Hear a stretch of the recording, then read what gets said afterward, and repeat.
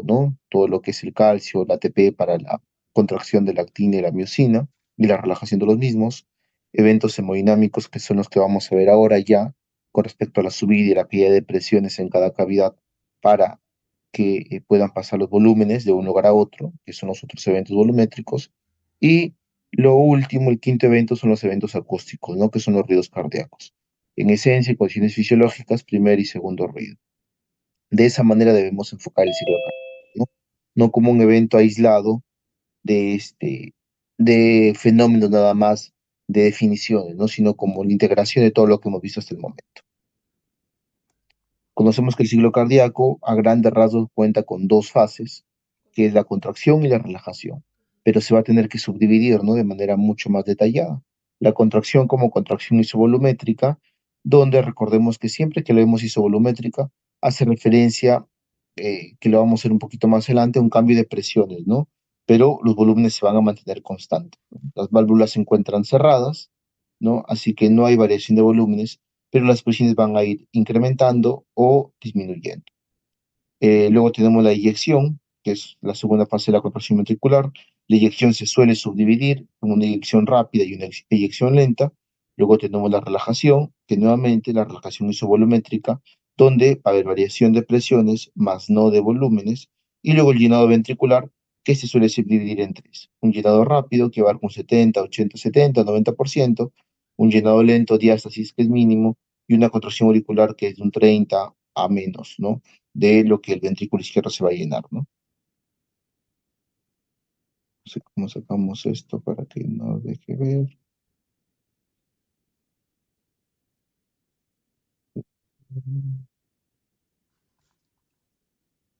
Ya está mejor. Entonces, acá tenemos el corazón. Podemos ver que tenemos el corazón con las cuatro cavidades, las dos arterias importantes, la arteria pulmonar y la arteria aorta. Hay presiones en cada cavidad, hay presiones en cada cavidad. Recordemos que acá tenemos la presión en el atrio izquierdo, que va más o menos 10, la presión en el atrio izquierdo, que es en el atrio derecho, que es -5, que la vamos a ver más adelante la importancia, la presión en el ventrículo izquierdo, la presión en el ventrículo derecho, disculpen, la presión en el ventrículo izquierdo. Podemos ver las ondas de presión, podemos ver las ondas de presión en cada cavidad. Y lo que tenemos que recordar acá, que cuando hablemos del llenado, del retorno venoso o de la precarga, pues vamos a hacer referencia a la sangre que llega al corazoncito. Cuando hablemos de la poscarga, vamos a hacer referencia a la tensión parietal que tiene que existir para poder vencer la tensión para cual la sangre pueda ser directa al ventrículo izquierdo hacia la circulación sistémica. Esta gráfica trata de integrar lo que hemos conversado, la parte acústica con los ruidos cardíacos, la parte volumétrica, ¿no? Con la variación de volúmenes.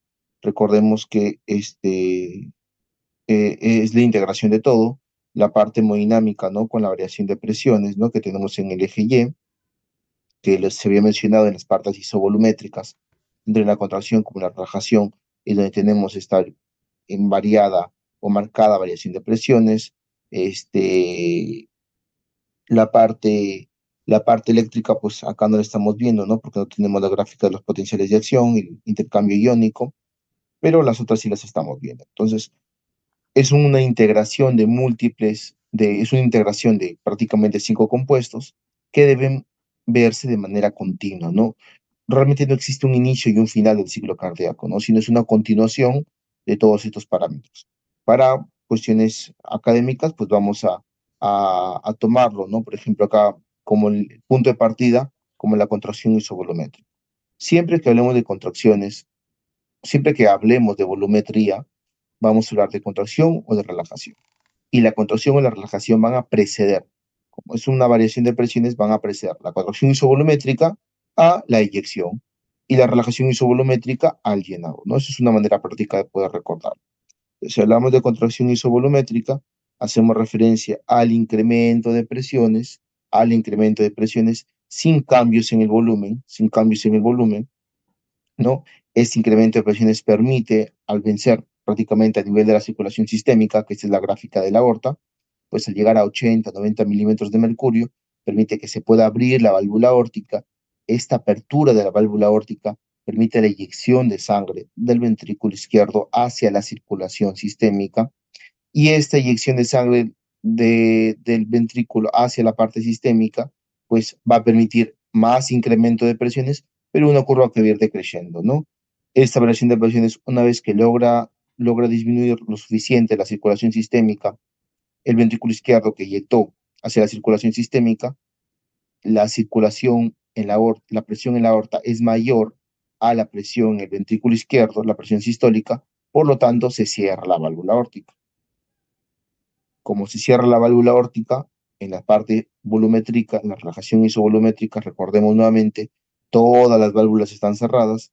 Tras encontrarse todas las válvulas cerradas, hay solamente una variación en las presiones, en este caso a nivel del ventrículo izquierdo, y por lo tanto obliga a que cuando la presión desciende más allá del atrio izquierdo, pues la apertura, ¿no? La apertura de la válvula mitral, ¿no? Para que pueda pasar desde la aurícula izquierda hacia el ventrículo izquierdo. ¿Qué ocurre cuando se abre la válvula mitral? Tenemos un llenado rápido inicial, prácticamente un 70% de lo necesario, una diástasis donde podemos ver que no hay mucha variación con respecto a volúmenes y una contracción auricular que va de un 10 a un 30% de lo que el ventrículo izquierdo necesita para tener un adecuado volumen telediastólico, ¿no? Entonces, aquí hemos podido valorar lo que es la parte volumétrica y lo que es la parte hemodinámica, ¿no? La variación de presiones y la variación de volúmenes. Nuevamente, esto se vuelve a continuar, ¿no? Y de esta manera es un ciclo continuo, ¿no? Lo que es el ciclo cardíaco. Aquí hemos visto lo que es a nivel de la aorta. Acá tenemos lo que es a nivel, en la gráfica de arriba, lo que son presiones en este eje y lo que son algunos volúmenes en el eje Y. Este, si vamos acá, podemos ver la parte acústica, ¿no? Entendemos los ruidos cardíacos. Usualmente, recordemos que el primer y el segundo ruido hacen referencia a los cierres de las válvulas, ¿no? Las auriculoventriculares como primer ruido y las semilunares como segundo ruido, ¿no? Al cierre de las válvulas. Casi siempre se van a encontrar a nivel, o sea, siempre se van a encontrar a nivel de la parte isovolumétrica, ¿no? Porque recordemos que en las isovolumétricas es donde se dan el cierre de las válvulas, ¿no? Primer y segundo ruido a nivel de la válvula aórtica y la válvula mitral, y válvula aórtica y pulmonar, y segundo ruido de las semilunares. Entonces tenemos acá en la gráfica inferior con respecto a las presiones, pero ya de la presión venosa, ¿no? De las ondas a nivel de la presión venosa yugular, la onda A, la onda C, la onda X, la onda Y, que vamos a hablar un poquito más cuando hablemos de todo lo que es la parte venosa, ¿no? La circulación venosa. A nivel del electrocardiograma tenemos lo que es la onda P, el QRS y la onda T. Si queremos asociar, ¿no? Lo que es la parte hemodinámica con la parte del electrocardiograma, pues cuando ocurre la eyección, prácticamente la parte de la contracción isovolumétrica, la eyección, tenemos lo que es el inicio del QRS, ¿no? El inicio del QRS. Ya cuando va repolarizándose o va acabando lo que es la parte de la contracción del ventrículo, pues tenemos que va a ir finalizando la onda T. Y este intervalo o este segmento que va a haber del T al P, pues hace referencia al llenado, y la onda P, pues la contracción auricular, ¿no? Que es la que nosotros conocemos, ¿no? Como electrocardiograma, la contracción auricular.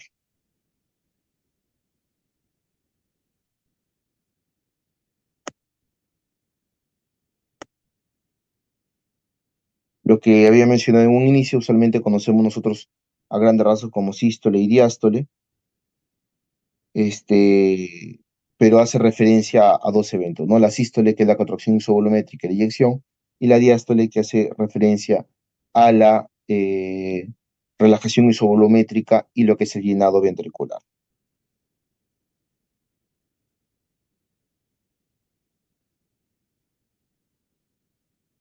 Acá está la contracción isovolumétrica y la eyección, la relajación isovolumétrica y el llenado rápido, la diástasis, la contracción auricular. Lo que vimos acá, tenemos acá el primer ruido las auriculoventriculares y segundo ruido las semilunares, ¿no? Aórtica y pulmonar. Entonces tenemos la contracción isovolumétrica a nivel del electrocardiograma, hace referencia al pico con la onda R, el inicio de la contracción ventricular, el primer ruido cardíaco que hace referencia a las válvulas semilunares, auriculoventriculares, discúlpeme, Luego tenemos el incremento de presiones auriculoventriculares, hace referencia a la mitad de la tricuspidia. El incremento de las presiones que ya hemos visto, hay variación en las presiones, no hay modificación de volúmenes, es un volumen constante. La onda C, que ya a nivel del- de la presión venosa central, ¿no? A nivel de la aurícula derecha y de la vena cava superior e inferior, que la vamos a ver mucho mejor en lo que es la circulación venosa, pero hace referencia a la protrusión de las válvulas auriculoventriculares, ¿no? Estas auriculoventriculares, bueno, acá no las podemos ver, acá. Estas auriculoventriculares se protruyen hacia el atrio izquierdo o el atrio derecho, ¿no? Porque incrementaron las presiones a nivel ventricular, ventrículo derecho o ventrículo izquierdo, pero a pesar que se protruyen, no se abren, ¿no? Son volúmenes constantes, solamente ocurre un incremento de presiones en la parte isovolumétrica. La eyección rápida, luego tenemos en el electrocardiograma, tenemos lo que es el ST, nos encontramos en esta zona, estamos en la segunda fase de la sístole, si lo queremos llamar así, la eyección rápida, eyección lenta, la eyección rápida, el segmento ST, tenemos la válvula aórtica y la pulmonar se van a abrir, semilunares, ¿por qué? Porque incrementaron las presiones. Usualmente se suelen abrir con una presión de 80 milímetros de mercurio, ¿no? Si la presión excede por encima de eso, tenemos la apertura de las válvulas semilunares y la salida de sangre, ¿no? El ventrículo hacia la pulmonar o hacia la aorta. El incremento de las presiones hasta un pico, en teoría, ¿no? Del ventrículo izquierdo 120 o el ventrículo derecho de 20 a 25. La eyección lenta, tenemos la prediástole, ya finalizando prácticamente la onda T, las presiones en los ventrículos caen, el flujo que hace referencia a esta zona, ¿no? De la presión está cayendo en el ventrículo, por lo tanto, llega un punto en el que cae lo suficiente, donde la presión sistémica, que esta es la presión de la aorta, la presión sistémica, la presión de la aorta, sobrepasa la presión ventricular, ¿no? Esta es la presión ventricular. Lo rojo es la presión ventricular, lo punteado es la presión a nivel de la aorta, ¿no? Entonces, cuando la presión acá excede los 80, 90 milímetros de mercurio, la presión ventricular sobrepasa la presión aórtica, la presión sistémica, y por lo tanto se abren las válvulas.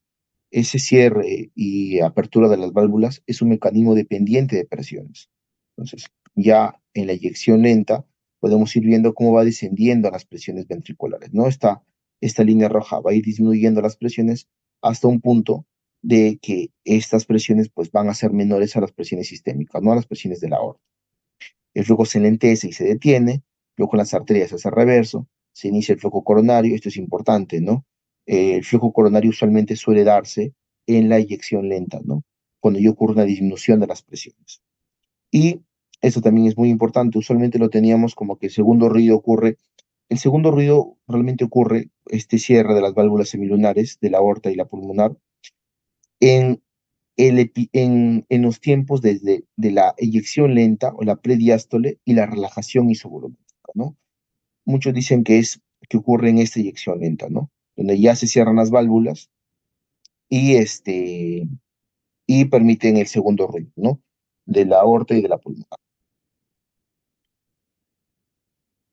La relajación isovolumétrica, y donde ya tenemos todas las válvulas cerradas, estas válvulas cerradas, lo único que va a ocurrir es una disminución con respecto a las presiones, ¿no? Las presiones se van a reducir, hace referencia al final de la onda T ya, el ventrículo se va a relajar, las presiones caen hasta por debajo de las presiones auriculares, que es lo que tenemos acá, presión atriales, que es esta otra línea punteada, todas las válvulas se van a encontrar cerradas, el volumen permanece constante, y la onda V, que hace referencia acá, que es lo que les había mencionado, ¿no? Las presiones a nivel del atrio derecho, de la vena cava, por un flujo lento hacia las aurículas proveniente de las venas pulmonares.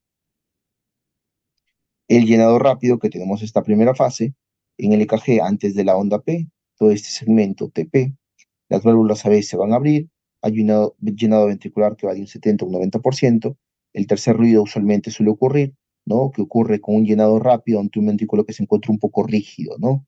Eso se refiere al tercer ruido. Usualmente lo podemos encontrar en pacientes con falla cardíaca, ¿no? Y hace referencia a esto. Es un llenado ventricular rápido ante un ventrículo que se encuentra rígido, ¿no? Porque puede encontrarse un poquito fibrosado, ¿no? Por eso se encuentra en pacientes con falla cardíaca. ¿Por qué? Porque la compliance de la pared ventricular se ha encontrado disminuida o reducida. El llenado lento, la diástasis, ¿no? Que la segunda fase del llenado en el EKG, nuevamente entre este segmento TP, antes de la onda P, se da en el tercio medio de la diástasis, aporta un 10 o 20% al llenado del ventrículo izquierdo, fluye a los ventrículos una pequeña cantidad de sangre que la continúa llegando a de las aurículas proveniente de las venas. Y la sístole auricular inicia con el pico de la onda P, aporta un 30% del llenado del ventrículo izquierdo, por eso es importante, y en pacientes que tengan algún tipo de arritmia, que disminuya esta contracción auricular, como pacientes con flater atrial, con pacientes con fibrilación auricular, con episodio de taquicardia atrial, pues se va a perder ese 30% de aporte que necesita el ventrículo izquierdo y que lo dan los aurículos. Los ventrículos se llenan al 100%, el cuarto ruido ocurre, ¿no? Que es una contracción vigorosa de los atrios. La onda A, que hace referencia a la contracción auricular a nivel de la presión venosa de pulso, ¿no?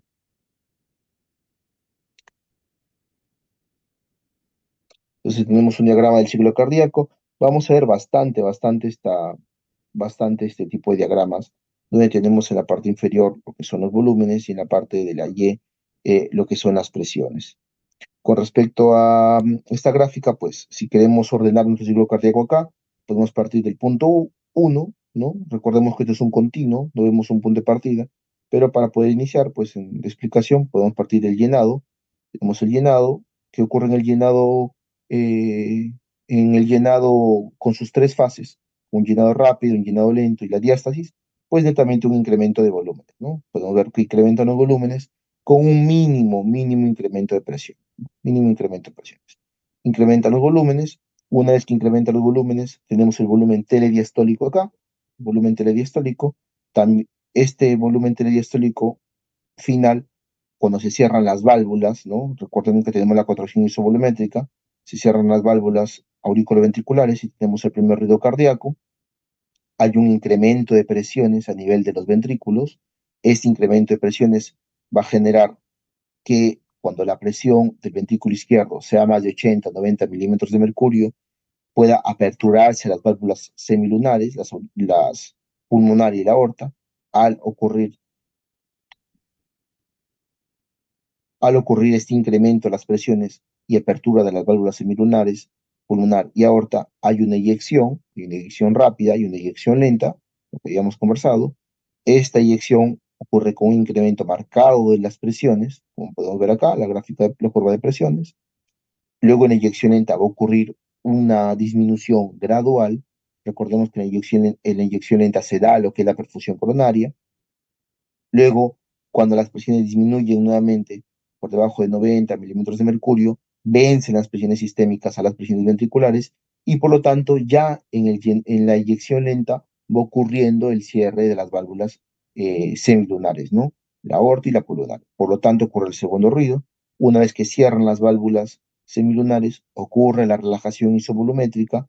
En esta relajación isovolumétrica no hay una variación de volúmenes, podemos ver que el volumen se mantiene constante, pero sí hay una disminución gradual de presión, ¿no?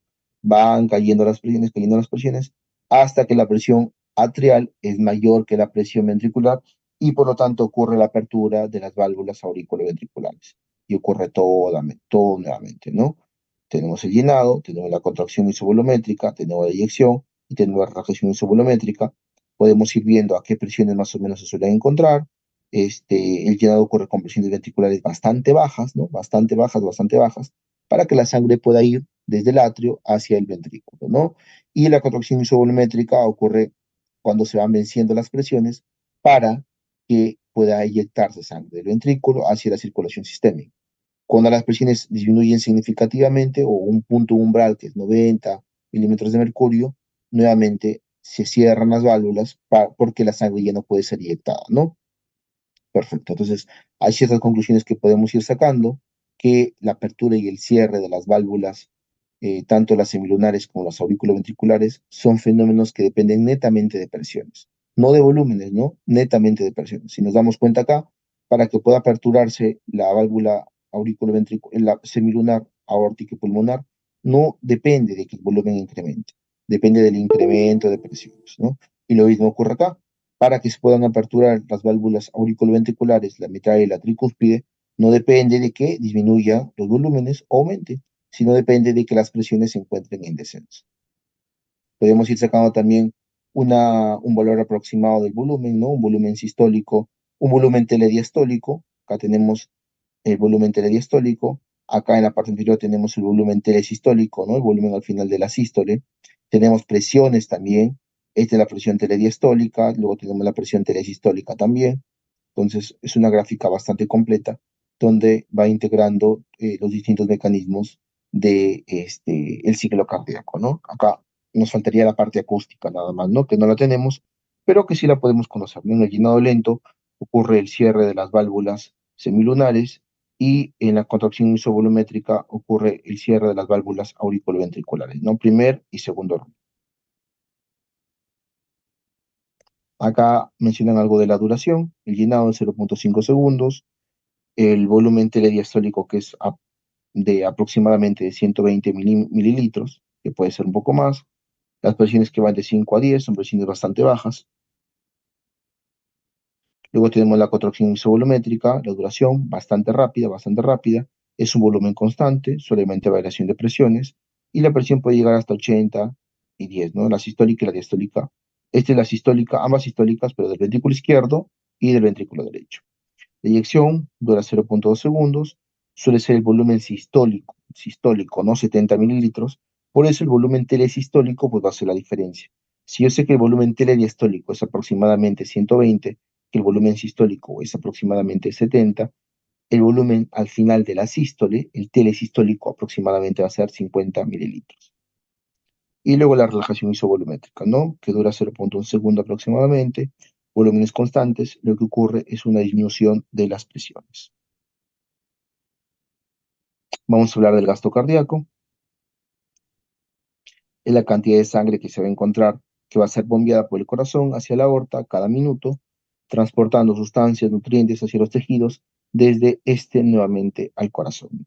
Todo esto es el gasto cardíaco. Quiero que se aparezca esto. El gasto cardíaco hace referencia al flujo sanguíneo tisular local por minuto, ¿no? El flujo sanguíneo tisular por minuto. Entonces vamos a ver cómo el gasto cardíaco se ve distribuyendo, ¿no? Del corazón izquierdo, que es lo que sale el aporte de sangre por minuto, un 14% pues lo ocupa el encéfalo, un 4% es el corazón mediante la perfusión coronaria, un 27% va hacia la circulación esplácnica, un 22% es ocupado por los riñones, un 15% es hacia los músculos en reposo y un 18% es a piel y hacia otros tejidos, ¿no?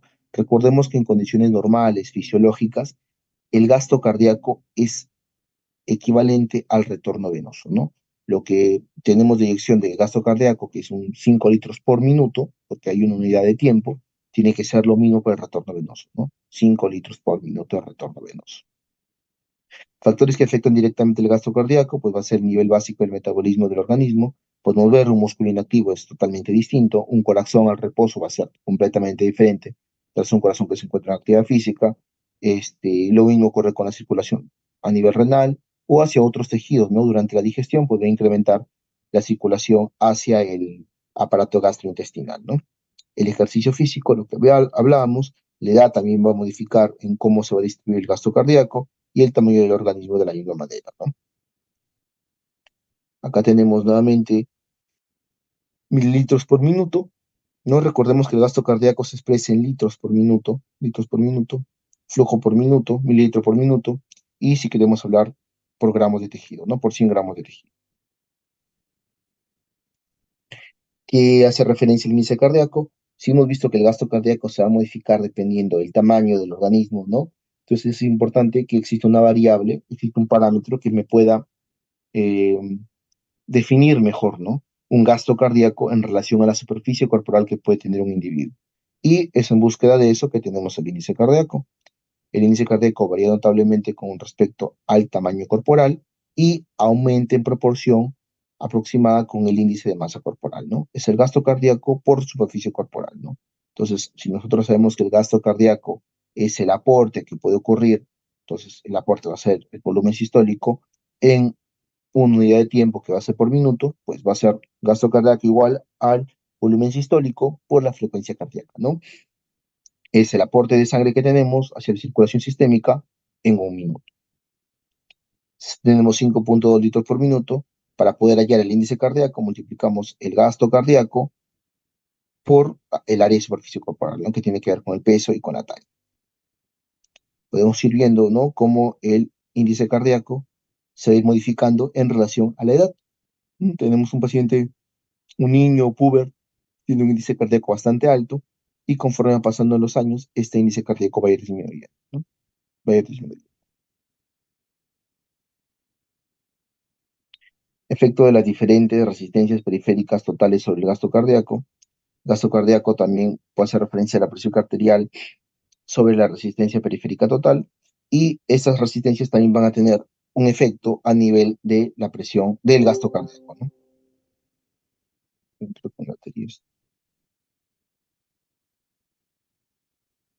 No está, entonces ya.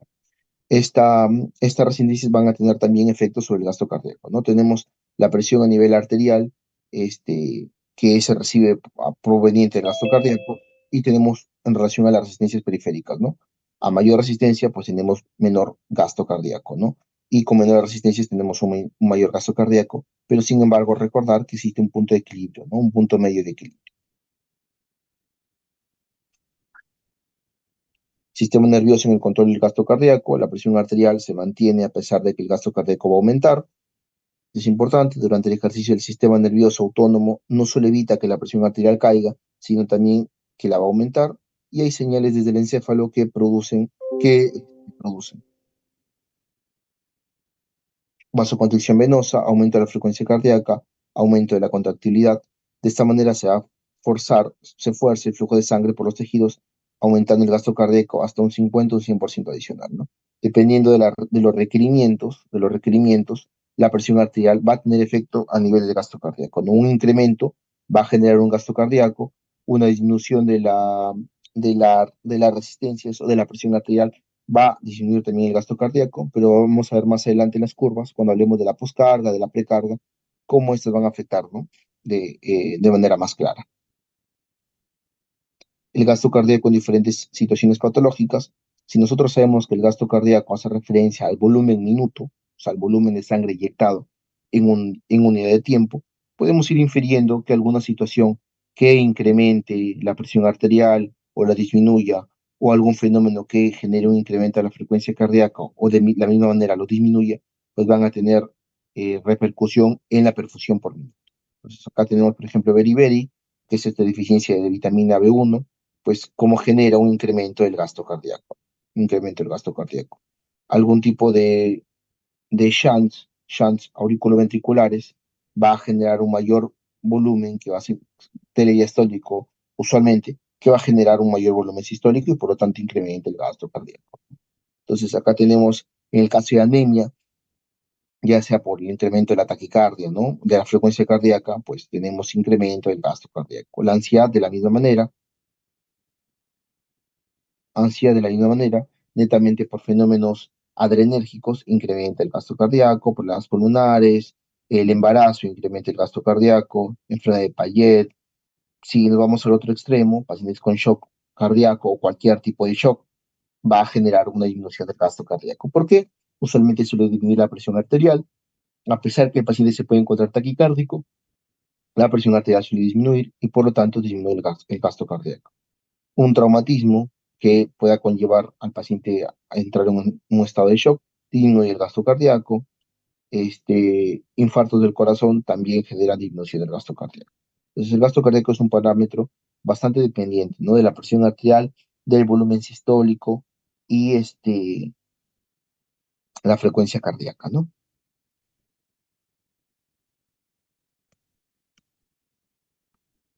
Entonces, si nosotros decíamos que era algo bastante simple, como decir que el gasto cardíaco es un fenómeno dependiente solamente de la frecuencia y el stroke volume, pues tenemos que recordar que el volumen sistólico depende de más factores, ¿no? Uno de ellos es el llenado ventricular, ¿no? Para que pueda tener un buen volumen sistólico, tengo que tener un buen volumen telediastólico. Luego la contractibilidad también, ¿no? Yo puedo tener un excelente volumen telediastólico, pero sin embargo tengo un ventrículo infartado, tengo un ventrículo en falla cardíaca crónica que ha disminuido su contractibilidad y por lo tanto lo va a afectar. Luego tenemos también el volumen sistólico de que va a depender de la resistencia a la eyección o conocida también como la poscarga. La frecuencia cardíaca va a depender de la integridad del sistema especializado en la conducción, ¿no? La parte adrenérgica también, ¿no? Autonómico, el llenado ventricular, la precarga, la contractilidad del inotropismo y la resistencia a la eyección, pues tenemos la poscarga. La precarga de qué va a depender del volumen sanguíneo, del tono venoso y del retorno venoso. O sea, puede haber un volumen sanguíneo indemne, pero tenemos un tono venoso deteriorado, va a tener repercusión a nivel de retorno venoso y por lo tanto va a disminuir la precarga. El inotropismo de qué va a depender de la integridad de la fibra miocárdica, ¿no? Y de manera especial su unidad funcional, que es el sarcómero. La poscarga, la resistencia vascular. Entonces, ¿a qué lo llamábamos precarga? Pues podemos hacer cierto equivalente con respecto a la diástole, porque hace referencia al llenado, mientras que el inotropismo y la poscarga, pues se van a encontrar en fenómenos que ya conocemos dentro de la sístole.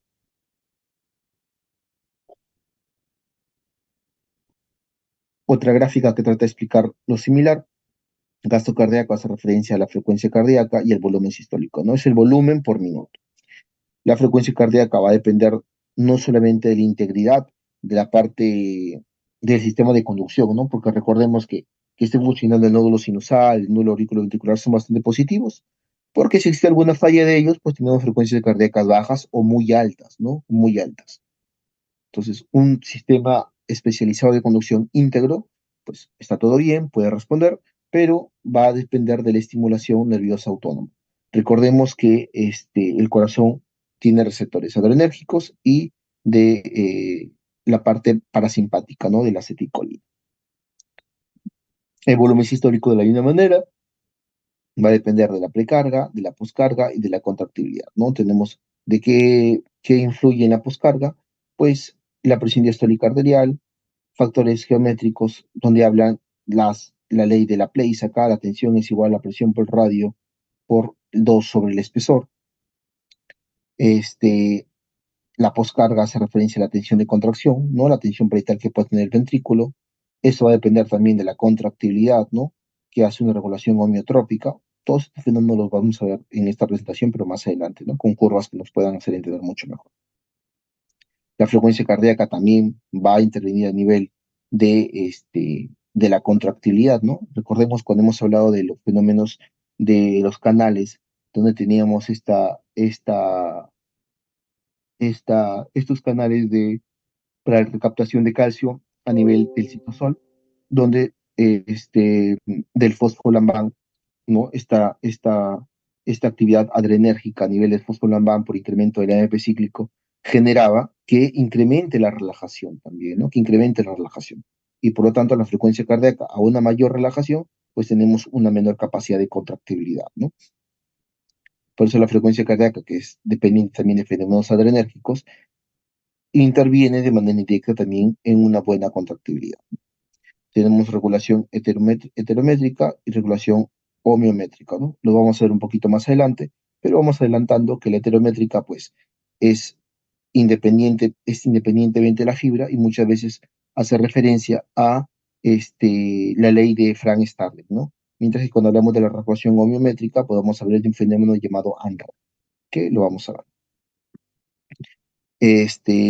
Tenemos también la precarga, que va a intervenir en lo que es el volumen sistólico, ¿no? Con la distensibilidad para generar este fenómeno de Frank-Starling, ¿no? A una mayor distensión, un mayor llenado del ventrículo, en este caso el ventrículo izquierdo, tenemos una mayor capacidad para contraer las fibras, ¿no? La unidad funcional que puede ser, que es el sarcómero. Esto generaba, ¿de qué era dependiente la precarga? De las presiones de llenado, no del retorno venoso. La presión venosa, el volumen de sangre del tono venoso, la posición del cuerpo, la contracción muscular, la presión intratorácica, la sístole auricular y la succión cardíaca.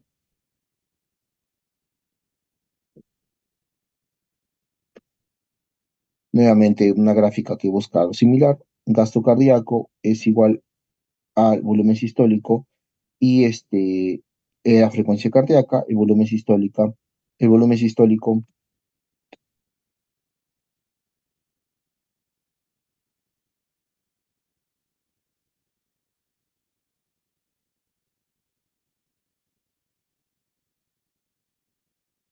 El volumen sistólico es dependiente de la precarga, la contractilidad, la poscarga. Esta precarga va a depender del retorno venoso, que depende de varios factores, ¿no? El tono venoso, eh, la capacidad de que pueda tener la contractibilidad que existe a nivel del lecho vascular venoso, a nivel del lecho esplácnico, no más factores. La resistencia y la frecuencia cardíaca depende de centros vasomotores cardíacos en el bulbo raquídeo, centros nerviosos superiores que van a generar descargas, que van a tener injerencias a nivel del corazón, ¿no? Como incrementar la frecuencia cardíaca y a nivel vascular, ¿no? Incrementando o disminuyendo las resistencias periféricas.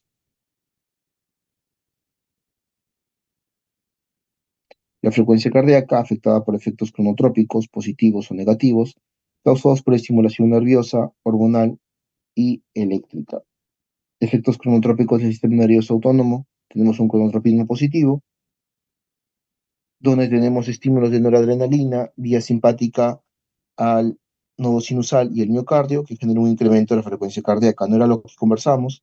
La frecuencia cardíaca pues va a depender de la integridad de dos sistemas, ¿no? Del sistema especializado para que el sinusal pueda responder o el nódulo auriculoventricular pueda responder y de la parte del miocardio también para la contractibilidad, ¿no? Para la contractibilidad.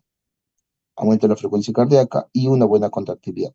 Causas que pueden afectar, ¿no? Este cronotropismo positivo, deshidratación, anemia, fiebre, dolor, pues van a generar un incremento de la descarga adrenérgica y este incremento de descarga adrenérgica va a generar un cronotropismo positivo.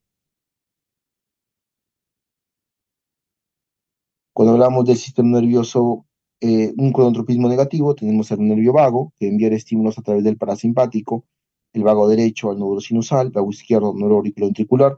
Recordemos que no tenemos inervación parasimpática a nivel ventricular, ¿no?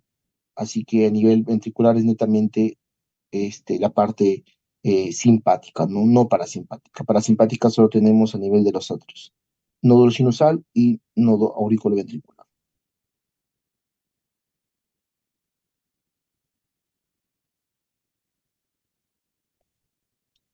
Luego tenemos con respecto al volumen sanguíneo, al final de la diástole, la contracción auricular aumenta la presión y contribuye al llenado ventricular, ¿no? Depende de tres factores, ¿no? La precarga, la contractilidad y la poscarga. Entonces tenemos esta curva, esta gráfica que la vamos a ver bastante en la presentación, la parte X, la línea X, ¿no? Que hace referencia a volúmenes, y la Y que hace referencia a presiones. Ya habíamos visto esto previamente, ¿no? Teníamos la parte de llenado, la parte de la contracción isobolométrica, la parte de la rotación isobolométrica y la parte de la relajación isobolométrica, ¿no? Esta línea casi siempre hace referencia a la capacidad, a la contractilidad que va a tener el ventrículo, ¿no? La contractilidad que puede tener el ventrículo. Entonces, al finalizar la diástole que tenemos acá, ¿m? Llenado rápido, llenado lento y contracción auricular, este va a generar un incremento de las presiones que van a contribuir, disculpa, aumenta la presión y contribuye al llenado ventricular, ¿no? Bueno, acá estamos acá. El llenado ventricular que va a generar un incremento de presiones para que luego se pueda dar la inyección, ¿no? Por eso, el gasto cardíaco, que es la inyección, que es el volumen sistólico, va a depender de esta parte, ¿no? De la parte del llenado ventricular, ¿no? De la precarga.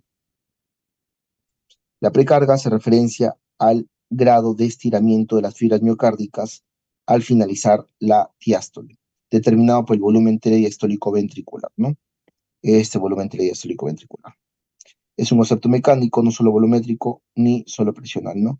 No es un concepto netamente de volúmenes, así que no solamente podemos hablar de retorno venoso, es un concepto también mecánico, por lo tanto, como parte de la precarga, una de las leyes más recordadas es la ley de Frank-Starling, ¿no? Donde nos dice que a cierto estiramiento, hasta cierto grado de estiramiento, vamos a tener cierta capacidad de poder contraer, ¿no? Este, de manera directamente proporcional, ¿no? Y hasta que se venza cierto grado de estiramiento, pues el nivel de contracción ya no va a ser lo mismo, ¿no? Por lo tanto, no es un concepto netamente volumétrico, la precarga, sino también interviene la parte mecánica. Tenemos que tener en cuenta con respecto a la precarga el volumen diastólico final, la presión diastólico ventricular, la presión auricular, de aurícula derecha y aurícula izquierda y la presión venosa central. ¿Qué fenómenos incrementan la precarga? La vasoconstricción, la hipervolemia por sobrecarga de volúmenes en pacientes que tienen insuficiencia renal o que están oligoanúricos y que no pueden orinar, no pueden eliminar estos volúmenes. La insuficiencia cardíaca congestiva, también con un incremento, ¿no?, del volumen circulante. ¿Qué parámetros nos van a disminuir la precarga? Tenemos la hipovolemia, causada por hemorragia, deshidratación, vómitos, diarrea o exceso de diuréticos, la taquicardia, frecuencia cardíaca generalmente mayor a 120, con disminución en los tiempos de llenado ventricular. Esto es importante, ¿no? Porque, este, porque la precarga va a depender es una parte mecánica y una parte volumétrica, ¿no? La parte volumétrica es que la precarga va a depender de los volúmenes que puedan llegar al corazón. Y por lo tanto, si nosotros sabemos que a nivel que el llenado ocurre, ¿no? En la parte de la diástole, ¿no? Y al tener incremento de la frecuencia cardíaca, el tiempo del ciclo cardíaco que se va a cortar es la diástole, ¿no? Esto es algo importante recordar. Cuando nosotros tenemos variación en la frecuencia cardíaca, ya sea un incremento o una disminución de la frecuencia cardíaca, el momento del ciclo cardíaco que se va a modificar es la parte del llenado, de la diástole. Entonces, si yo tengo un incremento de la frecuencia cardíaca, se va a cortar el tiempo diastólico. Si yo tengo una disminución de la frecuencia cardíaca, lo que se va a alargar es la parte del llenado, no la diástole. Por lo tanto, cuando ocurre el fenómeno de taquicardia por encima de 120, tenemos una disminución del tiempo de la diástole, ¿no? Por lo tanto, hay una disminución del llenado ventricular. La vasodilatación disminuye el retorno venoso, observada que en pacientes con hipertermia, con sepsis, que hay una disminución de la resistencia vascular sistémica, anafilaxia, estado de permeabilidad endotelial, disminución del volumen circulante efectivo. Luego tenemos una ley de autorregulación heterométrica, donde lo que les comentaba, ¿no? Prácticamente cuando hablábamos de la parte de la precarga, la ley que tiene que venir en nuestras mentes es la ley de Frank-Starling, ¿no? Entonces nos dice que a cierta distensión ventricular, ¿no?, hay una contracción de la unidad funcional directamente proporcional, ¿no? Pero que existe un punto límite, un punto de corte, por encima del cual, pues, esta respuesta ya no va a ser la misma, ¿no? Ya conocemos esta curva, prácticamente la gráfica de volumen y tensión del ciclo cardíaco, la ventricular normal, ¿no? Podemos tener acá, avance, espera un ratito. Esto es esto es un video, voy a poner, espera, para que lo puedan ver. Creo que ahí ya lo pueden ver, ¿no?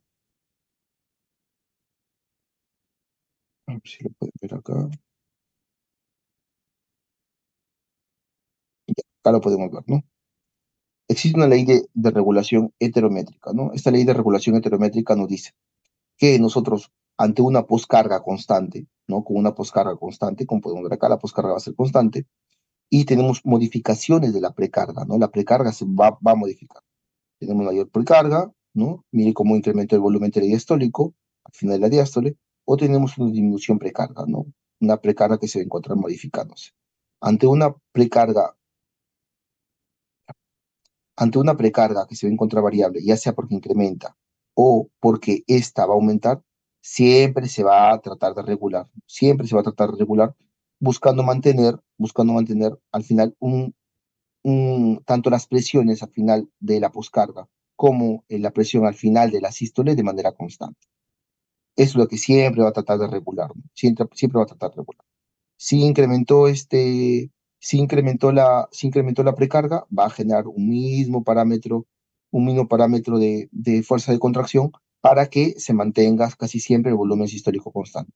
Y si ocurre de manera contraria, lo mismo. Si la precarga ha disminuido, pues va a buscar siempre que regularse para poder tener un volumen sistólico de manera constante. El retorno venoso es el volumen de sangre que regresa al corazón derecho por unidad de tiempo y que determina el llenado ventricular y por lo tanto la precarga. En estado estable, el retorno venoso siempre va a ser igual al gasto cardíaco. En promedio, como media tenemos 5 litros por minuto, que es el volumen sistólico en unidad de tiempo, y lo mismo debería ser del retorno venoso. ¿Tiene sus determinantes? Sí, la presión media de llenado sistémico, que es bien bajita, que es de 5 a 7 milímetros de mercurio aproximadamente, la presión auricular derecha, que también es similar, de 4 a 7 milímetros de mercurio, la resistencia venosa al flujo, bomba muscular y respiratoria. Recordemos que el sistema venoso va a tener válvulas que se van a encontrar todo lo que es todas las venas y que va a favorecer para que la sangre retorne desde la periferia hasta el corazón, pero que no solamente eso, sino que la bomba muscular, que los músculos que generan esta contracción muscular van a favorecer el retorno venoso porque van a comprimir de manera extrínseca la parte venosa, favoreciendo para que retorne la sangre hacia el corazón. La posición corporal también, por gravedad, ¿no? Tenemos mayor retorno venoso, dependiendo de la gravedad. Tenemos la curva de retorno venoso en relación a la presión del atrio derecho, ¿no? Tenemos la presión del atrio derecho y el retorno venoso. Tenemos un retorno venoso que en media son 5 litros por minuto, que guarda referencia con una presión del atrio derecho de aproximadamente cero, ¿no? Entonces, si la media de retorno venoso es similar al gasto cardíaco, que son 5, esto lo vamos a tener cuando la presión a nivel del atrio pues sea prácticamente cercana a cero. Pero tenemos variaciones, ¿no? Ya sea cuando incrementa la presión en el atrio derecho o cuando disminuye la presión en el atrio derecho. Esto lo podemos ver de manera práctica quizá como una manguera, ¿no? Yo tengo una manguera y o tengo sí, tengo una manguerita ahí donde voy a, va a salir o va a ingresar volumen, ¿no? Y vamos a ver cómo ocurre esto, ¿no? Si yo tengo esta manguerita e incremento las presiones, incremento la presión, o como un globo, quizá lo podemos ver, ¿no? Quizás un poquito más entendible. Si yo incremento la presión en el atrio derecho, ¿no? Si yo incremento la presión en el atrio derecho, va a haber una disminución del retorno venoso, ¿no? Porque recordemos que todo esto es en base a un mecanismo de, de gradiente, ¿no? De presiones. La sangre se va a dirigir de un lugar de menor presión a de un lugar de mayor presión a un lugar de menor presión. Entonces, si yo sé que yo incrementé la presión a nivel del atrio derecho, pues va a haber más presión acá que a nivel de las cavas, ¿no? De la presión de llenado sistémico. Esta presión de llenado sistémico va a ser menor a la presión del atrio derecho y por lo tanto va a disminuir el, el llenado, ¿no? El retorno venoso, la sangre que pueda llegar al corazón. Y puede ocurrir lo contrario también, ¿no? Si yo disminuyo la presión en el atrio derecho, ¿qué esperaríamos? Que pase de un lugar de mayores presiones a menores presiones y que por lo tanto, al disminuir la presión en el atrio, ocurre un incremento del retorno venoso. En un inicio suele ocurrir, hay una zona transicional, donde la disminución de la presión en el atrio derecho genera un incremento del retorno venoso. Pero si yo sigo disminuyendo las presiones en el atrio derecho, lo único que genera es un colapso, ¿no? Un colapso en los grandes vasos, en las cavas, en la cava superior, en la cava inferior, ¿no? Si sigue disminuyendo la presión, se empiezan a colapsar los grandes vasos y por lo tanto el retorno venoso se mantiene estable. Se mantiene estable. Entonces prácticamente hay un punto de equilibrio que es con una presión del lateral derecho muy cercana al cero. Si esta se va modificando, se van a ir modificando el retorno venoso. Tenemos con respecto a la poscarga, que la fuerza o tensión que el ventrículo debe desarrollar durante la sístole para vencer la resistencia a la eyección de sangre, ¿no? A veces la solemos confundir la poscarga como la presión arterial sistémica, ¿no? Pero es una mezcla de componentes, ¿no? Hace referencia usualmente a la fuerza o la tensión que el ventrículo izquierdo, ¿no? Que es prácticamente la parte, el ventrículo que usualmente solemos utilizar para hablar esto, va a desarrollar para vencer presiones, ¿no? Para vencer las presiones sistémicas. Corresponde al estrés parietal ventricular, ¿no? Hay una ley que es la ley de Laplace, que nos dice que la tensión es igual a la presión por el radio, ¿no? El radio que va a haber acá a nivel ventricular, por sobre el espesor que tenemos del ventrículo por 2, ¿no? La tensión por el radio que va a haber eh, del ventrículo izquierdo, en este caso, sobre el espesor ventricular por 2. Entonces, cuando vemos la gráfica, tenemos una poscarga normal, una poscarga incrementada y una poscarga reducida, ¿no? Y podemos ver qué es lo que sucede, ¿no? Cuando ahorita vamos a hacerlo tenemos la gráfica normal, que es la poscarga normal, cuando tenemos una poscarga incrementada y cuando tenemos una poscarga disminuida. Como podemos ver, cómo la gráfica se elige hacia la izquierda dependiendo de la poscarga, ¿no?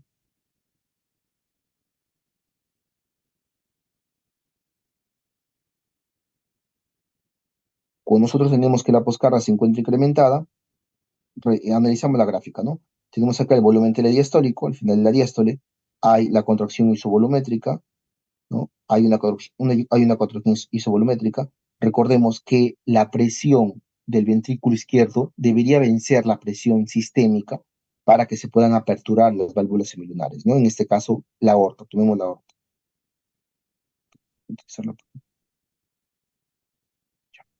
Entonces, tiene que vencer las presiones sistémicas para que la sangre pueda inyectarse del ventrículo hacia la circulación sistémica. ¿Cómo ha incrementado la poscarga? Como he incrementado la poscarga, yo necesito más presiones en esta Y, más presiones para poder aperturar las válvulas semilunares. Entonces, incrementa las presiones para aperturar las válvulas semilunares. Una vez de que vence la presión ventricular o la presión sistémica, se eyecta la sangre, pero como la poscarga se encuentra incrementada, disminuye también. Se cierra de manera mucho más precoz. Se cierra más precoz. Entonces, el volumen sistólico ha disminuido el volumen sistólico y como nuevamente la gráfica después de las eyecciones, la rápida y la lenta, la presión sistémica en este punto con la poscarga incrementada ya venció la presión ventricular, se cierran a nivel de eyección lenta, se cierran las semilunares, la aorta en este caso, y ocurre la relajación isovolumétrica, ¿no? El descenso de presiones descienden lo suficientes, abren las auriculoventriculares y para el llenado. ¿Qué tenemos que tener con esta gráfica? Que en el incremento de la poscarga, por ejemplo, en un paciente hipertenso, en un paciente que tiene presiones muy altas, lo que va a ocurrir es que va a haber una disminución del volumen sistólico. Recordemos que esta es la eyección. Ocurre una disminución del volumen sistólico y por lo tanto tenemos esa repercusión, que en un paciente con presiones demasiado altas, el gasto cardíaco se va a ver afectado también. Se va a ver afectado el gasto cardíaco, solamente por el incremento de las presiones. Y luego tenemos la siguiente fase del ciclo, o sea, el siguiente extremo, donde tenemos una disminución de la poscarga, ¿no? Acá, este se pierde, la vamos a posar acá. Entonces tenemos un paciente que tiene una disminución de la poscarga, ya sea porque un paciente está chocado, porque el paciente está con una infección marcada, con una sepsis, que ha generado una disminución de la poscarga. Tenemos acá el volumen telediastólico, hay un incremento de presiones, de manera más precoz el ventrículo izquierdo va a lograr vencer las presiones sistémicas, por lo tanto, vamos a poder eyectar va a existir un mayor tiempo de eyección, por lo tanto, vamos a inyectar mucho más volumen, va a haber un mayor volumen sistólico, ¿no? Ya no va a ser 50, sino de acá a acá, pues probablemente va a haber 70, 60, un mayor volumen sistólico, va a disminuir las presiones gradualmente hasta que las presiones sistémicas vencen a las presiones ventriculares, y una vez de que son vencidas, ocurre el cierre de las válvulas semilunares y nuevamente la relajación isovolumétrica, ¿no? Entonces podemos ir viendo cómo cuando la poscarga se encuentra disminuida, podemos tener un paciente que tenga un gasto cardíaco incrementado. Y era lo que hablábamos, ¿no? Pacientes con infecciones, pacientes con anemia, muchas veces que podemos tener quizá presiones bajas, tenemos una poscarga disminuida, tenemos un incremento del gasto cardíaco dependiente de un mayor volumen sistólico, ¿no? Entonces, solamente la poscarga, tiene una repercusión directa en relación al gasto cardíaco, ¿no? Muchas veces asociada a la cantidad de volumen sistólico que vamos a tener. ¿Qué fenómenos me disminuyen la poscarga y cuáles me la incrementan? Los que disminuyen son la vasodilatación, la hipertermia, la hipotensión, drogas vasodilatadoras. ¿Cuáles me aumentan la poscarga? La vasoconstricción, la hipovolemia, la hipotermia, la hipertensión y la estenosis aórtica.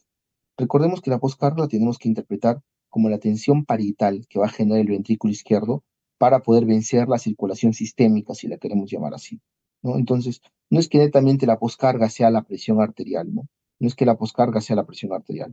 pero sí la poscarga va a ser la tensión ventricular, la tensión parietal que va a tener para poder vencer la tensión sistémica. Por lo tanto, si yo tengo un paciente hipertenso con presiones altas, la tensión parietal va a tener que ser mayor, ¿no? Por eso casi siempre utilizamos como un equivalente, pero son distintas, ¿no? La poscarga no es la presión arterial, es la tensión ventricular que va a tener que tener el ventrículo para poder vencer la tensión sistémica, que en este caso es la presión arterial, ¿no? Por lo tanto, a una mayor presión arterial hay una mayor tensión ventricular, ¿no? Tensión parietal. Y a una menor tensión arterial, ¿no? A menor resistencia vascular periférica, pues el ventrículo va a tener que tener menor tensión parietal. El efecto ANREP, que es otro de los parámetros a tener en cuenta, hace referencia a lo siguiente. Bueno, lo vamos a ver. Esta es la gráfica normal de volumen y tensión, ya la conocemos. Esto es referencia a la contracción ventricular casi siempre. Y vamos a ver lo siguiente. Nos tenemos un paciente que se encontraba normal, luego tenemos una fase uno donde tenemos que ha habido un incremento de la poscarga, ¿no? Ha aumentado la poscarga. Hay mayor tensión parietal para, para por X motivos, ¿no? Como incrementó la poscarga, tiene que incrementar la tensión parietal, ¿no? Incrementa la tensión parietal. Esto podría ser, por ejemplo, en un paciente hipertenso, ¿no? Vamos a poner ese ejemplo. En un paciente hipertenso, estábamos tranquilos acá con mi presión de 120/60, acá incrementó la poscarga, por lo tanto ha incrementado la tensión parietal, pero hay una disminución del volumen sistólico, ¿cierto? Hay una disminución del volumen sistólico. ¿En qué consiste el fenómeno en red? Consiste en la adaptación que vamos a tener. ¿Cómo ocurrir una disminución del volumen sistólico? Yo voy a tener va a tener un mayor volumen telesistólico. Al final de la sístole ya no vamos a acabar acá, ¿no? En 80, sino vamos a acabar acá en 90. Entonces hay un mayor volumen al final de la sístole. Que, pongámosle acá que sea 90. Entonces, como hay un mayor volumen sistólico, ¿no? Al final de la sístole, en la siguiente contracción, para la siguiente contracción, vamos a tener la misma capacidad de llenado. Entonces, si acá se llenaba 70, acá también se va a tener que llenar 70. Pero sin embargo, ha quedado del latido previo, ha quedado volumen restante, ¿no? Volumen aún en el ventrículo. Entonces, el fenómeno hace referencia a la adaptación que vamos a tener. Entonces, al haber un incremento de la poscarga, hay un incremento inicial de la tensión parietal, una disminución del volumen sistólico, pero como parte de la adaptación vamos a tener que va a haber un incremento del volumen telediastólico para mantener un volumen sistólico normal. Este es el fenómeno de adaptación que se busca tener, ¿no? Aumentando en este caso, tras un aumento, un aumento de la poscarga, ¿no? La contractilidad del miocardio, que es el otro parámetro, y hablamos de la precarga, la poscarga, la contractilidad, que son los determinantes prácticamente del volumen sistólico. Tenemos un corazón relajado, un corazón contraído, ¿no? En la capacidad de contracción del miocardio de manera independiente de la poscarga, principal componente utilizado por el corazón para aumentar el volumen sistólico de un corazón íntegro, y regulación de la contractilidad va a depender de qué? De la disponibilidad de calcio. Recordemos que cuando hablábamos de los canales iónicos, de los potenciales de acción y de la contracción y relajación del sarcómero, pues decíamos que la contracción era un evento, un fenómeno que dependía del calcio citosólico, de manera puntual del calcio liberado por el retículo sarcoplásmico, ¿no? Influenciado por el sistema nervioso simpático, que es el factor extrínseco. El sistema nervioso simpático informa al corazón sobre las necesidades tisulares a través de los sensores de presión y oxígeno en el sistema vascular. Bueno, ya para ir culminando, esta gráfica trata de resumir todo, la curva que nosotros ya conocemos, la poscarga como referencia a la tensión parietal, ¿no? Con un incremento o no de la tensión parietal, este, los fenómenos que se van a llevar a cabo cuando ocurre una modificación de la contracción. Entonces vamos a analizar acá tres curvas, ¿no? Este es el lazo normal, una capacidad contráctil normal. Tenemos cuando tenemos factores inotrópicos positivos y cuando tenemos factores inotrópicos negativos. Cuando nosotros tenemos factores inotrópicos positivos, ¿qué es lo que va a ocurrir?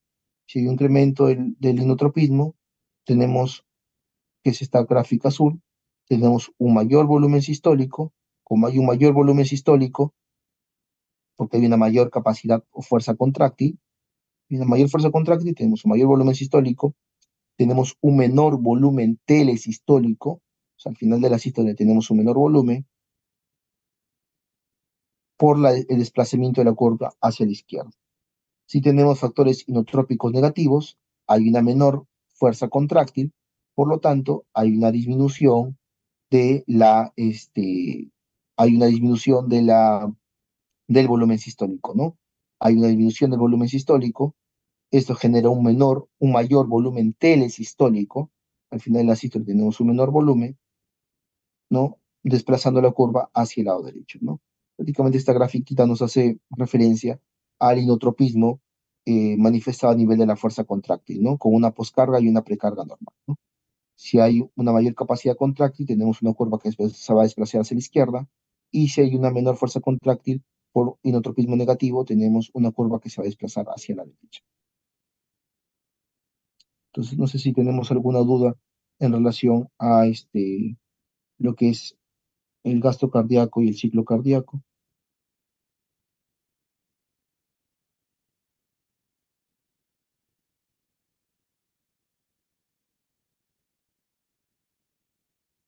Entonces vamos a pasar a la siguiente presentación, ¿ya?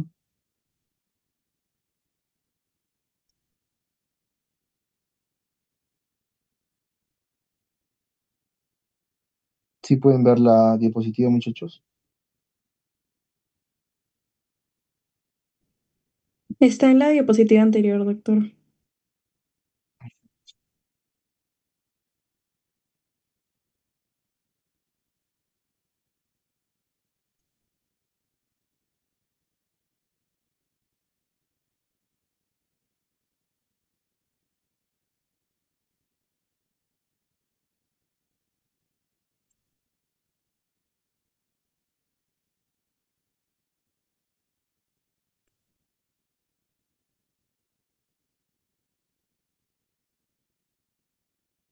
Ya, entonces vamos a hablar de presión arterial. Cuando hablamos de presión arterial tenemos que conocer, bueno, ya conocemos que existe presión arterial sistólica, diastólica, la media y la presión de pulso, que le vamos a ver rápidamente. La presión sistólica es la máxima presión durante la expulsión de sangre del corazón. En contra del sistema arterial hay determinantes, que son el gasto cardíaco y la distensibilidad aórtica. Hay factores que van a tener repercusión en la presión sistólica, que es como el volumen de eyección, la rigidez arterial, la resistencia periférica y la rigidez ventricular. Podemos entender como la presión sistólica es interacción que tiene que existir entre el corazón y la parte vascular, ¿ya? La presión arterial no es un parámetro aislado, netamente vascular, ¿no? Sino que vamos a ver que va a depender del corazón y del ventrículo, ¿no? La sistólica es prácticamente corazón y la parte vascular. Mientras que la diastólica hace referencia mucho más a la parte cardíaca. Es una presión mínima en las arterias cuando el corazón está en diástole, la relajación. Los determinantes son las resistencias periféricas. Hay factores que influyen como la resistencia vascular periférica, la densidad arterial, volumen sistólico, función del ventrículo izquierdo. La presión arterial media hace referencia a una ecuación que es la sistólica por más 2 de la diastólica sobre 3, ¿no? Dos, una sistólica y dos diastólicas. La presión arterial media integra la perfusión tisular y la dinámica cardiovascular, siendo modulada por el gasto cardíaco, la resistencia vascular periférica, el volumen circulante, la compliance arterial y la frecuencia cardíaca. Entonces tenemos acá la gráfica de presiones, una presión sistólica, una presión media y una presión diastólica, ¿no? La media como una sistólica, dos diastólicas sobre tres. Esto es a nivel de la aorta, ¿no? Por eso vemos diastólicas en 80. La toma de la presión arterial, hay una ubicación anatómica, brazo derecho, brazo izquierdo realmente, no hay ninguna diferencia. Sí tiene que ser a nivel del corazón, donde la presión refleja con mayor precisión la circulación sistémica. Hay una gradiente de presiones, la presión es más alta cercana al corazón y disminuye conforme se aleja. El brazo es representativo del comportamiento hemodinámico central, ya que está en proximidad de la aorta y la circulación sistémica. Generación de presiones, la sistólica y la diastólica son consecuencias directas de la eyección ventricular izquierda y la relajación ventricular. La medición en el brazo captura la presión asociada a estas fases. La propagación de la onda de pulso, la elasticidad de las grandes arterias permite que la onda de pulso, la sistólica y la diastólica se propague, siendo capturada de forma representativa en el brazo, ¿no? Ya conocemos, es algo netamente teórico, ¿no? Presión arterial sistólica y presión arterial diastólica, ¿no? Y los ruidos, ¿no? El primer y el quinto ruido de Korotkov.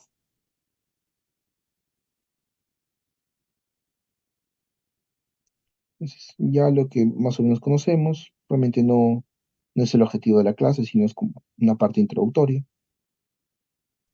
Como definición, que esto ya es lo que nos interesa, tener en cuenta que la presión arterial es la presión que ejerce la sangre contra la pared, ¿no?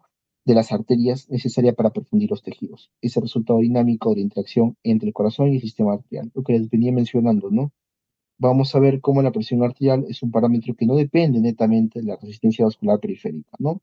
A veces cometemos el error de pensar que la presión arterial es algo netamente vascular, no es que el corazón no involucra. Pero dentro de la ecuación inicial de la presión arterial podemos ver cómo el gasto cardíaco se encuentra involucrado. Y vamos a ver cómo repercute en la misma, ¿no? Entonces tenemos acá la presión arterial sistémica a nivel de la aorta, presión diastólica, que es el pico más inferior, la presión sistólica y la presión media, que ya sabemos cómo obtenerla. El gasto cardíaco también, que es un parámetro que va a intervenir. ¿Por qué? Porque hay parámetros como la frecuencia cardíaca y el volumen sistólico, que lo vamos a ver, que afectan la presión arterial.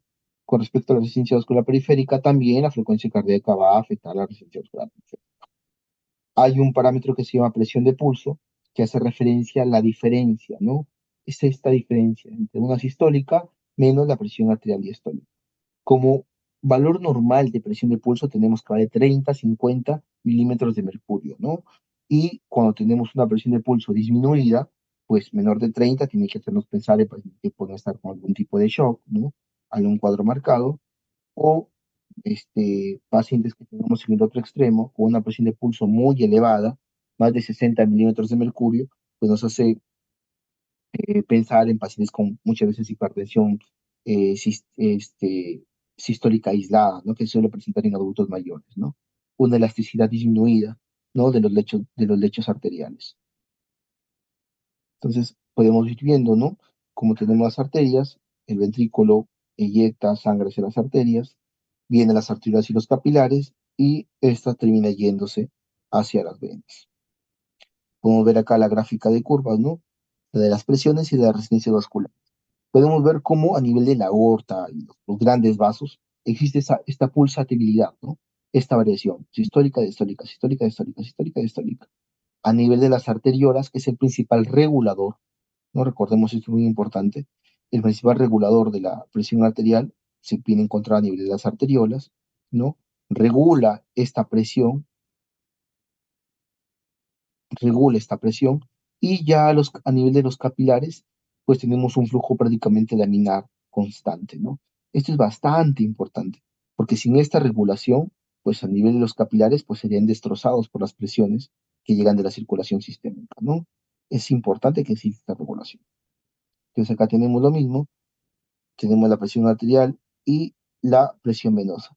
Recuerda que cuando hablábamos del gasto cardíaco y decíamos que a nivel de la aurícula derecha el gasto cardíaco es el equivalente al retorno venoso, ¿no? Y para que pueda existir un adecuado gasto cardíaco, tenemos que tener, este, para que pueda existir un adecuado retorno venoso, tenemos que tener presiones a nivel de la aurícula derecha bastante cercanas a cero. Y esto ocurre acá, ¿no? La presión venosa cercana a cero, ¿no?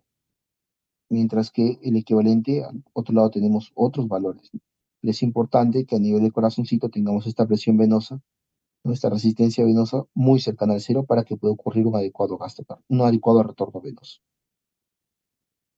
Factores que van a modificar la presión arterial, tenemos factores neuromorales, factores locales y factores netamente vasculares. Los vasculares, los que ya conocemos, ¿no? Que tienen que ver con la resistencia vascular sistémica, van a intervenir en la presión arterial media. Luego tenemos el gasto cardíaco de que va a depender de la frecuencia cardíaca y del volumen sistólico, que era lo que ya hemos estudiado, ¿no? Que depende del inotropismo, depende de la precarga va a depender del volumen de sangre, de la compliance, que es esta capacidad que tienen los vasos para adaptarse con los diferentes volúmenes, ¿no? Y de la reabsorción de sodio y de agua también, ¿no? Definitivamente. Todos estos, quienes van a estar interviniendo, factores neurohormonales, ¿no? El sistema renina-angiotensina-aldosterona, la liberación de hormonas que van a tener repercusión en la frecuencia cardíaca, adrenérgicas, algunas de ellas, este, de acetilcolina también, ¿no? Parasimpáticas también. Por lo tanto, podemos ir sacando ya, reforzando nuestra idea inicial, ¿no? Que la presión arterial no es un fenómeno netamente vascular, ¿no? De resistencia vascular, sino que también la parte cardíaca no está involucrada en la presión arterial, ¿no?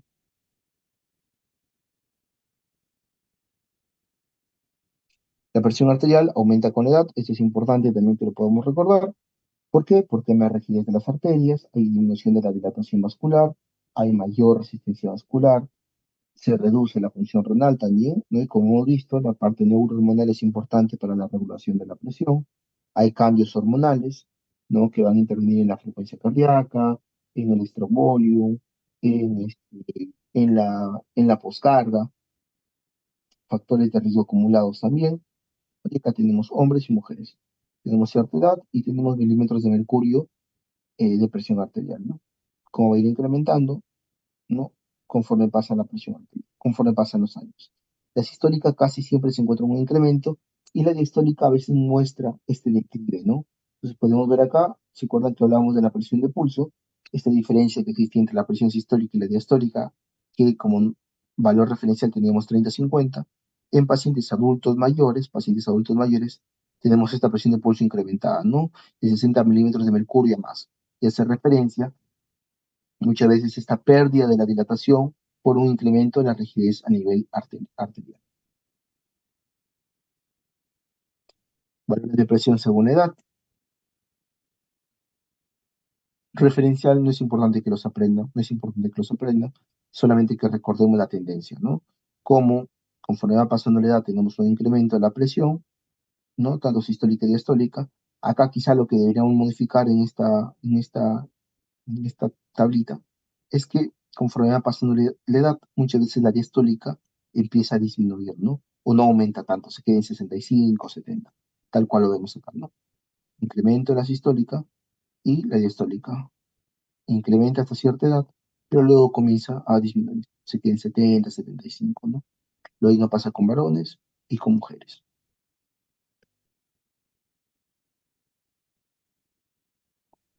Tenemos tres maneras como vamos a regular esta presión arterial. A corto plazo, que tiene que ver netamente con los vasoreceptores. A mediano plazo, con alguna parte neurohumoral, ¿no? Sistema renina aldosterona, un poco. Y a largo plazo es netamente la parte renal. A corto plazo teníamos estos receptores, estos vasoreceptores a nivel del seno carotidio y del arco aórtico, ¿no? Que no detectan en sí presiones, sino detectan la distensibilidad, la distensión de los mismos. Tenemos acá la gráfica, como tenemos la presión arterial y la liberación, ¿no? Los impulsos nerviosos que van a estar liberando este, estos barroreceptores. Entonces acá tenemos lo siguiente. Tenemos inicialmente, podemos ver, ¿no? Como una de 60 a 80, un mínimo cambio en la presión arterial genera una liberación marcada de impulsos nerviosos de los barroreceptores. Pasó de 20 a 70 y liberó bastante, ¿no? Vemos cómo asciende la curva. Luego tenemos una parte media, ¿no? Donde los receptores, pues, se estabilizan, si podemos decirlo así, y de 80 o de 100 hasta 140, 160, podemos ver, ¿no? Cómo persiste aún. El incremento de la presión arterial incrementa la presión arterial, incrementa la pulsación de los receptores, ¿no? O sea, su intento de regular. Pero sin embargo, podemos ver cómo a partir de 160, 170, un incremento, un incremento en la tensión arterial ya no genera la misma repercusión a nivel de las pulsaciones liberadas por los barroreceptores, ¿no? Fíjense acá, o sea, puede incrementar de 200 a 240, está incrementando la presión, pero no ocurre un incremento vertical, ¿no? No hay mayor pulsación de los barroreceptores, ¿no? Usualmente suele ser una muy buena respuesta inicial, tiene una zona de equilibrio y a partir de ciertos valores de presión arterial, ya no nos ayudan a regular los vasoreceptores. Recordemos que esta regulación de la presión arterial proveniente de los vasoreceptores es una liberación rápida, ¿no? Y a corto plazo. ¿Qué ocurre en un paciente hipertenso crónico, no? Ya vamos viendo acá que existe la cronicidad, ¿no? Entonces, esta es la curva normal que ya le hemos visto, una respuesta inicial rápida, al incremento de la presión arterial, rápidamente se van a liberar, ¿no? Va a haber pulsaciones de los vasoreceptores. Podemos ver cómo tiene su punto de tope máximo también, por donde yo puedo incrementar la presión arterial, ¿no? Y ya no se incrementa la liberación de la actividad de los vasoreceptores. Un ratito debe partir el cargador.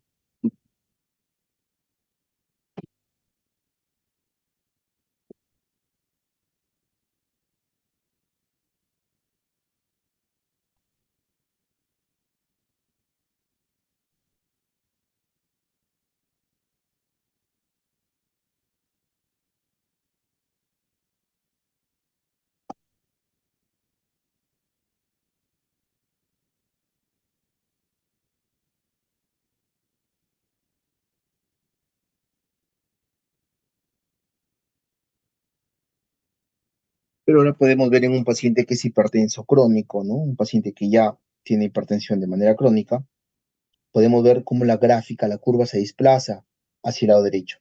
¿Qué significa esto? Que existe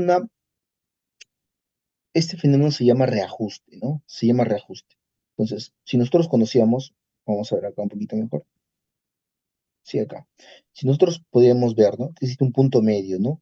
Que va de 90 hasta 140, 130 milímetros de mercurio, donde responde bastante bien, ¿no? Hay un punto de equilibrio. Incrementa la presión, incrementa la pulsación de los vasoreceptores. En un paciente que es hipertenso crónico, hay un reajuste de la gráfica. Entonces, ya no, si la presión se eleva, por ejemplo, acá se eleva a 80, a 90, y rápidamente libera pulsación de los vasoreceptores. Acá ya no. Acá la presión se encuentra en 90 y la distensibilidad no genera una liberación marcada de los impulsos de los vasoreceptores. ¿Por qué? Porque ha determinado que el paciente, que el individuo maneja presiones altas. Por lo tanto, recién a partir de 120, 130 va a ocurrir la pulsación de los vasoreceptores, ¿no? Ocurre esta pulsación de los vasoreceptores.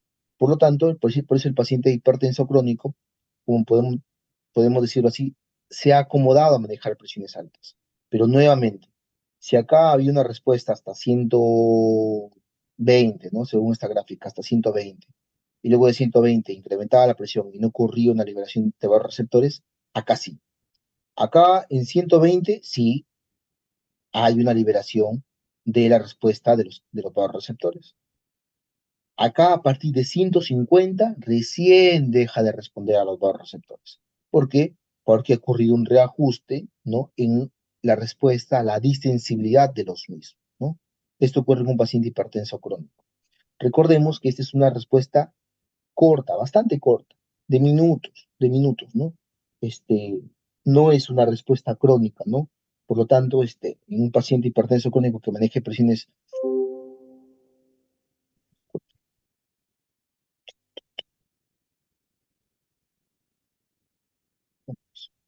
Entonces, esto ocurre es en un reajuste para que la distensión pues, pueda responder en grado proporcional a las presiones que maneja el individuo.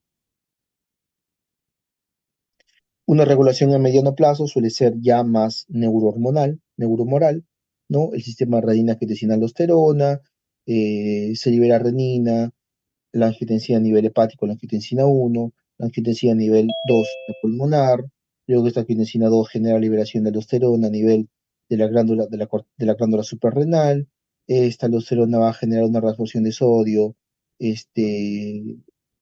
generando una mayor tensión hídrica o no, y de esta manera va a ir regulando, ¿no?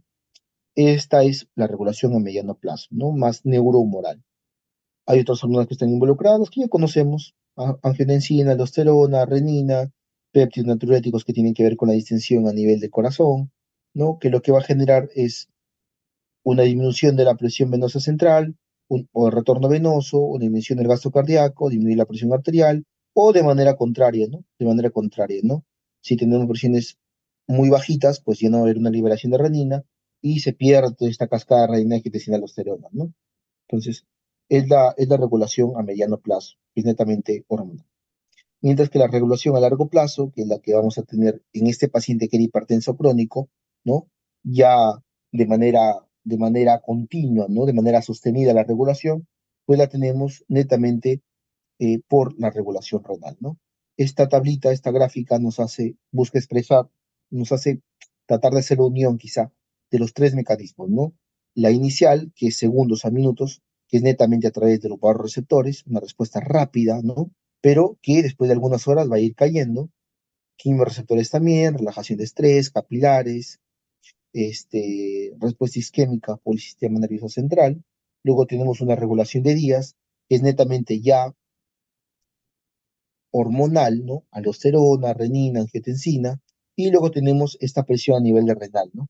Que tiene que ver ya con con la, con la, con la capacidad que tiene el riñón de ir regulando de acuerdo a la perfusión que él sienta que está recibiendo, ¿no? Y esto lo podemos ver acá. Esta es la gráfica, la curva, la línea de presión arterial sistémica. Esta es la gráfica de las curvas de la presión arterial renal. En este caso se ha clampado, ¿no? La arteria renal, se ha clampado la arteria renal, ¿no? Para poder ver cómo estaba respondiendo. Entonces tenemos una presión sistémica normal, una presión sistémica normal, pero como se clampó la arteria renal, tenemos una presión sistémica disminuida, ¿no? Pero como la presión sistémica se encuentra disminuida, ¿no? A pesar de una presión, acá tenemos una arteria renal contraída y la constricción liberada, ¿no? Se libera la constricción de la arteria renal y incrementa la presión a nivel de la perfusión renal, ¿no? Porque la presión arterial sistémica se encuentra de manera normal, ¿no? Pero ¿qué ocurre a la par con respecto a la renina? Si yo tengo constreñida mi arteria renal y que el riñón está determinando que se está perfundiendo de manera con una tendencia hacia la baja, ocurre una liberación marcada de renina, ¿no? Ocurre una liberación marcada de renina, ¿no? A pesar que la presión está normal, pero como en el experimento pues, se ha tratado de contraer la arteria renal, este riñón detecta de que hay una perfusión baja, de que la presión, como si la presión estuviera baja, y por lo tanto hay una liberación marcada de renina. Se libera la renina de manera marcada, ¿no? Es este regulador a mediano y a largo plazo, ¿no? Ya libero la arteria renal, el riñón vuelve a determinar que la presión está bastante bien y por lo tanto la secreción de renina comienza a disminuir.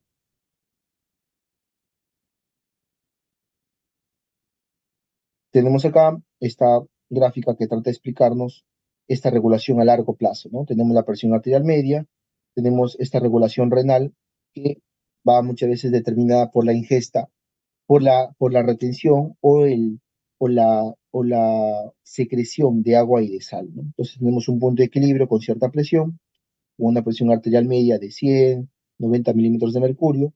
Tenemos que la ingesta y la excreción de sal pues viene a ser prácticamente la misma, ¿no? Está estable. Este es el punto de equilibrio. Tenemos un paciente con una presión arterial media, va incrementando la presión y por lo tanto va incrementando la ingesta y la excreción de sal, ¿no? La absorción y la excreción de sal, ¿no? Esta es la regulación renal, ¿no? Va a ir regulándose. Si yo tengo una presión arterial media que va a ir disminuyendo, de la misma manera, el punto de equilibrio pues va a ir disminuyendo, ¿no? Porque el riñón lo va a ir regulando. Entonces acá tenemos en condiciones alteradas, tenemos un paciente con un riñón que se encuentra alterado y con un riñón que se encuentra normal. Esta es la gráfica, la curva normal, la que le hemos visto acá, en la curva normal. Acá se incrementa la presión y podemos ver que para una misma ingesta y excreción de sal, tenemos una presión arterial que tiene que elevarse, ¿no? Que tiene que elevarse.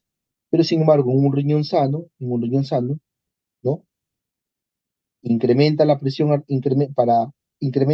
arterial y de manera equivalente va a incrementar la ingesta y pérdida de sal, ¿no? O sea, la absorción y la excreción de sal, ¿no? Este es un riñón enfermo, este es un riñón sano, ¿no?